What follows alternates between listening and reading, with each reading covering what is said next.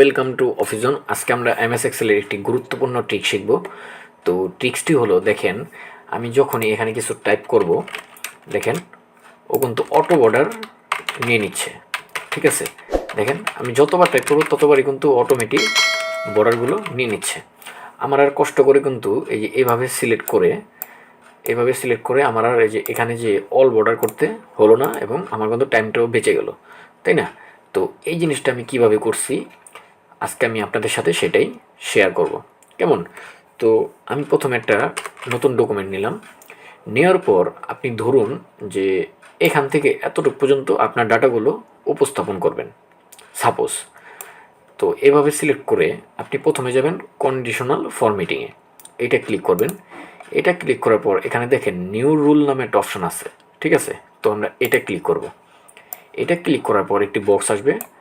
এখানে যে আপনি একবারে লাস্টে এই যে use a formula to determine which cells to format, এটা ক্লিক করবেন।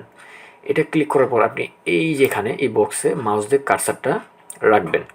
রাখার পর আপনি কিবোর্ডের ইকুয়াল টু বাটনটি প্রেস করবেন।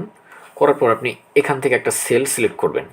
এই যে ফার্স্টের সেলটা এভাবে মাউস দিয়ে সিলেক্ট করে আপনি কিবোর্ডের F4 ফাংশনটা যে আছে ওটা দুইবার প্রেস করবেন। দুইবার প্রেস করার পর আপনি কিবোর্ডের এই আরও চিহ্নগুলো দিয়ে দিবেন, ঠিক আছে? দুইটা দেওয়ার পর আপনি ডাবল ইনভার্টেড কমা দিবেন। দেখেন ডাবল ইনভার্টেড কমা দেওয়ার পর এখানে ফরম্যাট নামে একটা অপশান আছে, তো এটা ক্লিক করব। এটা ক্লিক করার পর আরেকটা বক্স আসবে। আসার পর আমরা যাব বর্ডারে যে এখানে দেখেন আউটলাইন, আমরা এটা ক্লিক করে জাস্ট ওকে প্রেস করব এবং এখান থেকেও ওকে প্রেস করে দেব। আমার কিন্তু কাজ শেষ। এখন দেখেন আমি যখন এখানে টাইপ করব, দেখেন অটোমেটিক কিন্তু বর্ডার নিয়ে নিচ্ছে। তো আমার আর কিন্তু কষ্ট করে আর এই যে এদিকে যে অল বর্ডার করতে হলো না, তাই না? তো আমার টাইমটা কিন্তু বেঁচে গেল। তো এভাবে করে কিন্তু আপনি জিনিসগুলো খুব সহজেই কমপ্লিটলি করতে পারবেন।